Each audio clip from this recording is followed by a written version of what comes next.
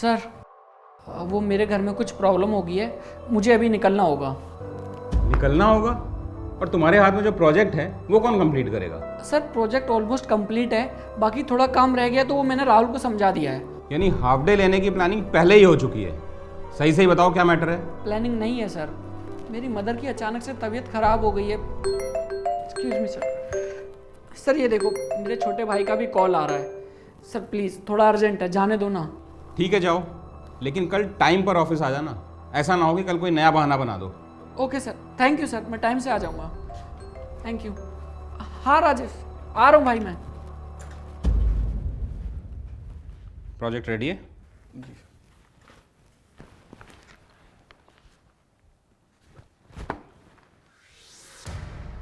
Saurabh office नहीं आया? नहीं सर, अभी तक तो नहीं आया। तुम में से किसी की बात हुई उससे? नहीं सर, मैंने उसे कॉल किया था मगर उसने फ़ोन रिसीव नहीं किया। अच्छा,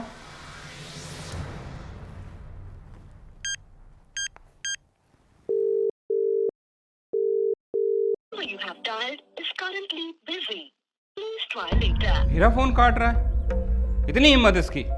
सर कल जाते जाते उसने बताया था कि उसकी मम्मी की तबीयत शायद ज़्यादा ही ख़राब है। अरे तो कुछ भी हो, लेकिन ऑफिस में तो इन्फॉर्म करना चाहिए था ना। ऊपर से वो इडियट किसी से बात भी नहीं कर रहा है। आने दो, मैं देखता हूं उसे।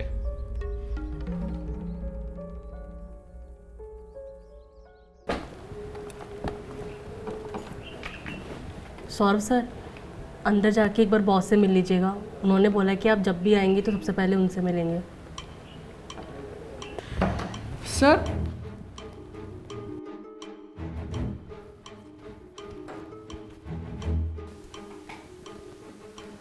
हाय अमन। हेलो रवि।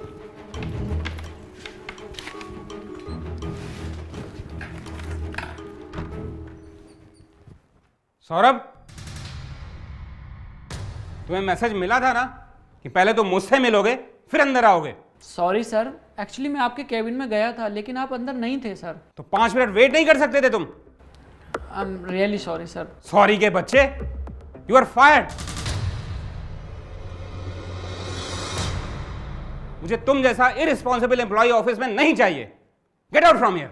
सर आप ऐसा क्यों बोल रहे हैं सर, मेरी गलती तो बताइए आप। बिना किसी इंफॉर्मेशन के तुमने 3 दिन की छुट्टी मार ली और मुझसे पूछ रहे हो कि तुम्हारी गलती क्या है? अरे ये ऑफिस है, तुम्हारी मौसी का घर नहीं कि जब जी चाहे आओगे और जब जी चाहे चले जाओगे।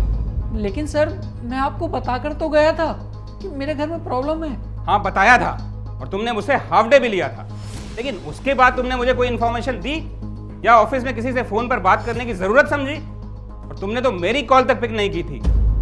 हाँ सर, मैं उस समय आपका फोन नहीं उठा पाया। आपका ही क्या सर, मैंने अपने किसी दोस्त रिश्तेदार तक का फोन नहीं उठाया।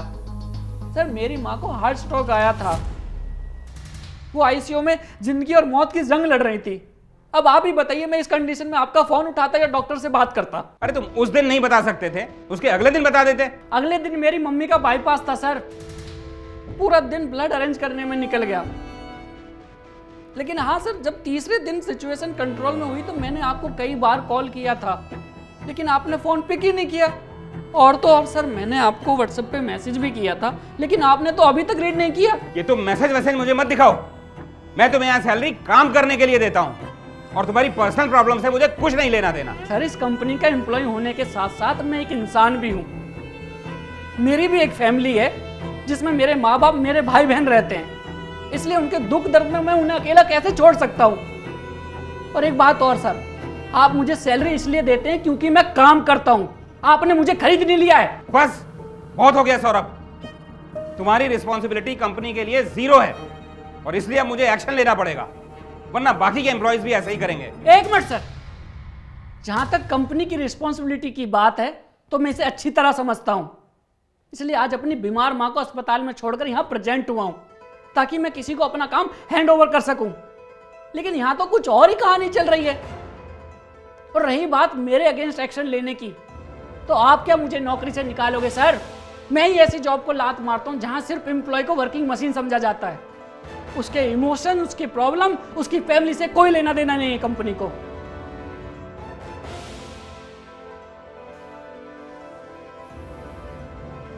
जॉब का क्या है, ऐसी जॉब्स तो हज़ारों मिल जाएंगी सर, लेकिन माँ दोबारा नहीं मिलेगी।